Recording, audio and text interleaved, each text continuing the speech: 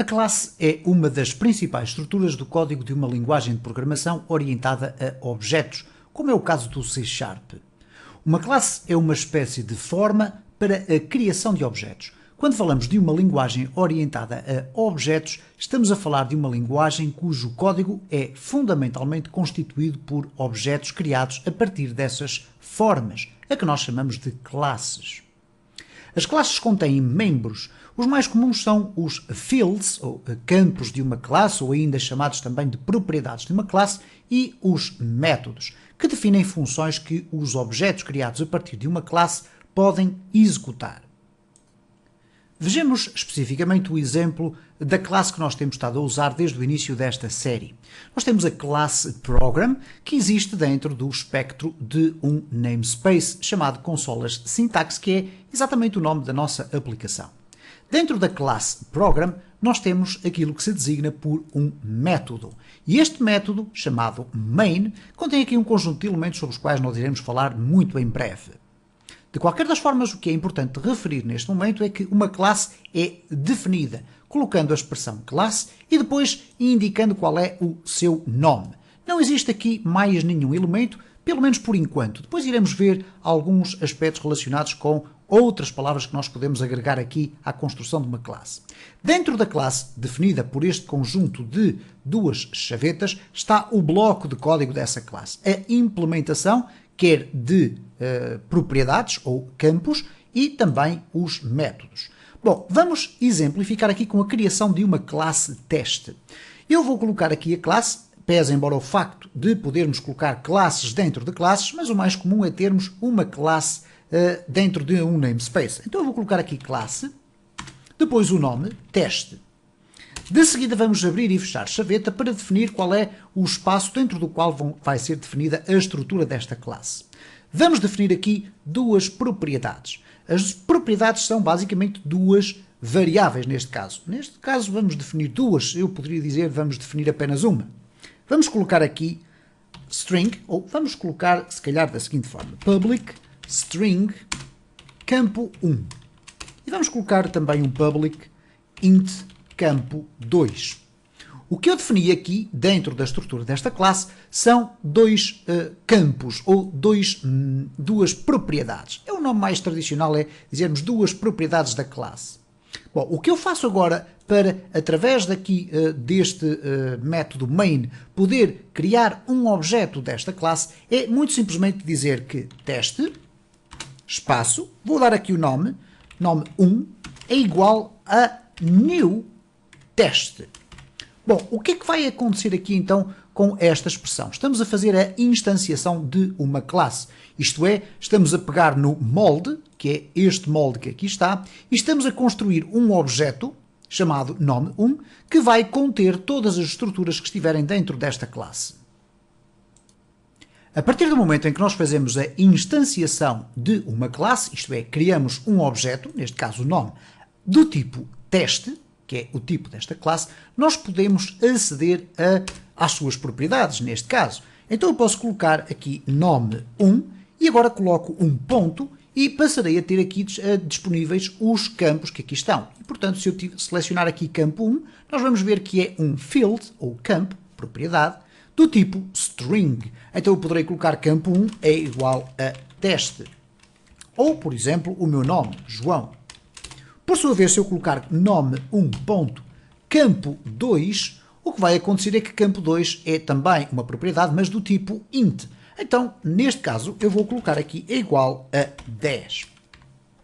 Desta forma, o que nós estamos a fazer é criar então um objeto e definir algumas das suas propriedades. O que quer dizer que se eu quiser criar um segundo objeto a partir da mesma forma, é a mesma coisa que estar a cozinhar um bolo. Eu tenho uma massa que eu vou produzir, vou inserir dentro da minha forma e depois de cozinhado vai sair então um bolo com determinadas características. Eu posso fazer um bolo de chocolate e posso fazer um bolo sem ser de chocolate, mas todos eles a partir da mesma forma. Significa, portanto, que eu posso ter aqui teste, nome2 é igual a new teste.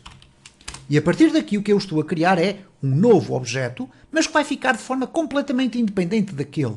O que vai acontecer aqui é a única coisa que eles vão partilhar é o facto de terem a mesma forma, isto é, o mesmo código genético. Então se eu colocar aqui nome 2 ponto e selecionar o campo 1, eu agora posso colocar aqui Ribeiro, por exemplo. E no nome 2 ponto campo 2 eu posso colocar igual a 20. Desta forma, cada um destes objetos vai ter o mesmo código genético, poderemos dizer que são uma espécie de irmãos, mas cada um deles vai ter a sua própria personalidade, uma vez que cada um deles vai usar a estrutura de informações que vão estar contidas na classe à sua maneira. Iremos aprofundar um pouco mais cada um destes contextos, neste caso o que são campos e métodos, mais para a frente, mas vamos fazer aqui o exemplo do que é um método. E vamos para isso limpar todo o código e vou criar aqui uma classe mais simples de perceber. Vamos criar a classe humano. E neste caso o humano vai ter um public string nome e vamos ter aqui uma função que vai ser, na prática, um método desta classe. Então vamos ter public void caminhar. Ok? Bom, o que é que vai acontecer agora aqui? Eu vou colocar debug.writeLine e estou a caminhar. O que aconteceu aqui então na definição desta classe é que eu tenho um campo e tenho um método. Neste caso, se eu agora colocar aqui um novo humano, eu vou colocá-lo da seguinte forma. Humano, vamos colocar aqui homem1, é igual a new humano. De seguida eu posso colocar a seguinte expressão. Homem1.nome é igual a João. E posso, por exemplo, solicitar a este objeto que execute uma determinada função. Essa função está definida no método que aqui está. Então, se eu colocar aqui homem1.caminhar, o que vai acontecer é que quando chegar à leitura deste código, vai aparecer aqui o texto que neste caso está incluído dentro desta execução. Isto é, a função vai executar este texto que aqui está. Reparem então, vamos aguardar alguns instantes e cá temos então a expressão estou a caminhar. O que fizemos então na prática foi criar um objeto a partir de uma classe que contém duas implementações que são as mais características. Um campo ou uma propriedade, vamos lhe chamar assim, e um método. As propriedades são variáveis que definem normalmente elementos do objeto. Os métodos são funções que definem ações ou execuções que nós pretendemos que o objeto instanciado a partir dessa classe possa executar. Façamos agora uma análise um bocadinho mais detalhada sobre especificamente as propriedades de uma classe. Os campos ou as propriedades de uma classe podem criar aqui alguma confusão relativamente à forma como nós podemos ou não aceder a essas propriedades. Nós temos aqui um exemplo muito concreto que ilustra algumas das circunstâncias mais típicas dos campos de uma classe. Temos a classe humano e temos depois aqui várias formas de definir diferentes campos. Ou neste caso poderemos até considerar que se trata do mesmo campo, mas com nomes diferentes, uma vez que não podem existir campos com nomes iguais. Nós temos aqui o nome 1, nome 2, 3, 4, 5 e 6. Mas como podem observar, cada um deles tem um conjunto de palavras anteriores diferentes, ok? Então vamos ver aqui este caso específico em que depois criamos aqui um objeto com uma instanciação desta classe humano. Nós temos aqui vários tipos de formas de descrever propriedades. E existirão aqui mais um ou dois, ou eventualmente até mais. Mas o que nós vamos ver aqui é quais são as implicações de termos estas palavras que aqui estão atrás. Bom, já vimos que neste caso concreto aqui, nós estamos a definir qual é o tipo de valor que pode ser assumido pela variável nome1. Será string. E neste caso, como podem verificar, vamos considerar aqui todos estes campos como sendo todos do mesmo tipo, ok? Portanto, na prática seria esta variável replicada várias vezes, mas com aquilo que se chama os access modifiers distintos. Ora, o que é um access modifier? Um access modifier é uma palavra-chave do C# que permite definir de que forma é que cada um destes campos está disponível fora da classe. Bom, vamos verificar isto na prática. Se eu colocar aqui homem e agora colocar o ponto, no IntelliSense, se eu escrever nome, para simplificar a leitura, não me vão aparecer todos os nomes 1, 2, 3, 4, 5 e 6, mas apenas o 3, o 4, o 5 e o 6. E se nós repararmos aqui também nestes ícones, eles ilustram um pouco quais são as características de cada um destes campos. Vejamos então, primeiro, por que razão é que nome 1 não aparece. Pelo simples facto de que, se nós não colocarmos aqui nada atrás da string, o que vai acontecer é que este nome 1 é considerado como sendo um campo privado. Ora, se é um campo privado, o que vai acontecer é que ele não vai estar disponível para ser acedido, neste caso alterado, ou irmos buscar o valor dele, através de um objeto que seja uma instância dessa classe. Isto é, este objeto contém implicitamente nome 1, mas na prática nós não podemos aceder a ele porque dissemos na classe que era privado. Então, homem contém de facto nome 1, mas nós não temos como aceder a ele. Se nós escrevermos aqui private, string nome 2, estamos na prática a reforçar aquilo que também já está definido no primeiro campo. Se nós não colocarmos rigorosamente nada, ele vai presumir que nós estamos a escrever private. Portanto, escrevermos string desta forma ou private desta forma é, na prática, exatamente a mesma coisa. Vamos aqui, novamente, puxar aqui o IntelliSense e vamos ver então em relação ao nome 3, que aparece aqui disponível. No caso concreto do nome 3, a diferença está no public access, ou neste caso, o access modifier chamado public. Public significa público. Ora, quando eu crio um objeto a partir da classe humano, eu estou a dizer que este campo é público e, por conseguinte, estou a dizer também que eu posso alterar o valor ou definir o valor ou ir buscar o valor deste nome 3 de uma forma completamente à vontade. Então eu vou colocar aqui nome 3 e posso dizer que é igual a João.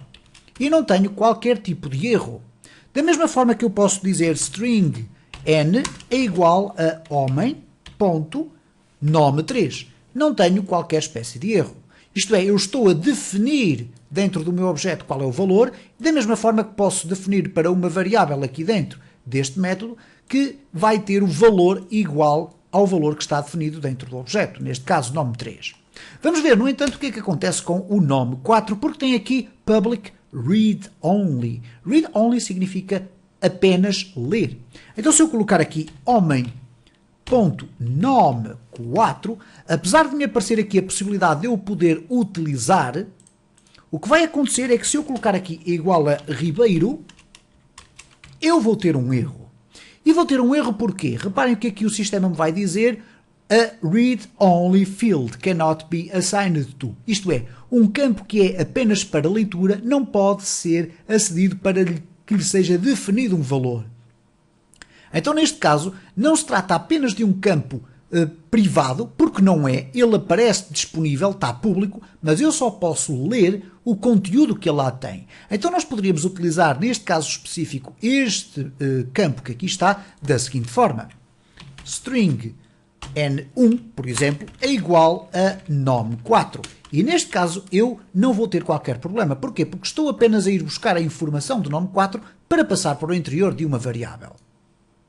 Vamos ainda ver aqui o que é que acontece com estes dois exemplos que aqui estão, que têm aqui esta estrutura get e um set, que iremos falar mais à frente. Ambos são públicos, o que quer dizer que vão estar disponíveis. Então, se eu colocar aqui homem.nome, vai aparecer aqui o 5 e o 6. No caso do 5, o que vai acontecer é que ele vai dizer que é do tipo string, portanto aceita caracteres alfanuméricos, ou neste caso uma variável alfanumérica, mas tem ali o get. E o get vai funcionar um pouco à semelhança daquilo que acontece com o read only. Get significa ir buscar. Por conseguinte, se eu colocar aqui nome 5 é igual a João, o que vai acontecer é que eu vou ter um erro. E porquê que eu vou ter um erro? Porque esta propriedade ou índice não pode ser definido. É apenas um read-only. Reparem como a expressão read-only também aparece aqui, mas não foi necessário utilizar o read-only. Aqui neste caso, o get indica que esta variável apenas pode ser lida e não ser definida através de um objeto que é uma instanciação dessa classe. Então eu posso fazer uma outra estrutura deste tipo. Por exemplo, colocar aqui string nome2 e dizer que nome é, ou n2 é igual a homem.nome5, falta aqui o sinal de igual, e deixaremos de ter qualquer erro. No entanto, no caso do nome 6, acontece exatamente o inverso. Se eu colocar aqui homem.nome 6 é igual a Ana, neste caso Ana não será melhor, será o Carlos, o que vai acontecer, eu não tenho qualquer problema. Porquê? Porque eu posso definir nome 6. Não há qualquer problema, porque ele tem um set. E o set indica exatamente isto, é definir. Ok? No entanto, se eu tentar fazer isto, string n3 é igual a homem.nome de 6, o que vai acontecer é que eu passo a ter um erro. Porquê? Ele vai me dizer aqui que esta propriedade não pode ser usada fora do seu contexto normal por causa do seu get accessor. Isto é, ela não tem um get. Falta. Lacks the get accessor. Isto é, não existe o get. Então, como só existe o set, eu só posso utilizar esta propriedade para definir o seu valor e não para o ir buscar.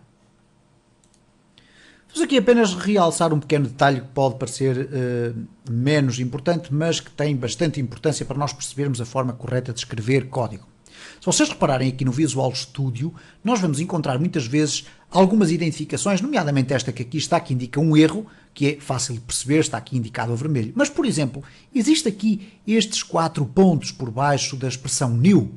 E se nós chegarmos aqui, não se trata exatamente de um erro, mas vamos poder ter a oportunidade de verificar porque é que aparecem aqueles 4 pontos. E neste caso ele está a dizer que o Object Initialization can be simplified. O que é que isto significa traduzido para português? Que a iniciação do objeto pode ser simplificada. E depois tem aqui, inclusive, a possibilidade de nós vermos as alternativas, os Show Potential Fixes. Neste caso, não é mostrar as correções potencialmente possíveis, mas sim mostrar alternativas para nós podermos instanciar o objeto. Neste caso, não vamos ainda explorar esta parte, porque depois iremos falar sobre isso, mas aqui no fundo nós temos também 4 pontos aqui. Ele diz Naming Rule Violation, isto é, existe uma espécie de convenção relativamente à forma como nós devemos escrever o nome de uma classe, e essa convenção está aqui explicada. Não significa obrigatoriamente que nós temos que seguir essa convenção, mas seguindo essa convenção, e se toda a gente seguir essa convenção, eventualmente nós iremos estar a escrever o código mais correto. Ele diz o seguinte, Naming Rule Violation, e depois explica qual é a violação. These words must begin with uppercase characters. Neste caso, humano deveria eventualmente começar por humano, ok? E nós agora vamos ter aqui Show Potential Fixes, porquê? Porque ao mudarmos aqui a letra, uma vez que todo o sistema é case sensitive, ele passou a gerar erros ali em cima. Então eu vou colocar aqui humano e vou colocar aqui também humano com letra maiúscula. E reparem agora o que é que acontece. Apesar de continuarmos a ter aqui este erro, que não tem nada a ver com o nome, deixamos de ter aqui os 4 pontos por baixo. Também aparecem 4 pontos aqui no caso de alguns dos nossos campos. Não aparecem todos. Curiosamente não aparece no nome 3, nem no nome 4. Porquê? Porque temos aqui public também atrás. O public string e o public read only vai permitir que os nomes possam ser escritos desta forma e não fugirmos às convenções. No entanto, temos aqui public também, mas aparece-nos aqui esta indicação. E porquê? Porque depois usamos a expressão get e set, sobre a qual nós vamos falar um pouquinho mais à frente. De qualquer das formas, o que é que diz aqui o naming? Neste caso ele diz assim, make field read only. Bom, neste caso, se eu colocar aqui show potential fixes, o que ele vai indicar é 2 tipos de alteração. Neste caso, reparem, eu posso ter aqui o read-only string, ok? E não colocar nada de public ou private, ou seja o que for, e podemos ter simplesmente o private string nome1. São formas alternativas de nós podermos escrever exatamente a mesma coisa, o que na prática quer dizer que estes 2 campos têm exatamente o mesmo tipo de comportamento.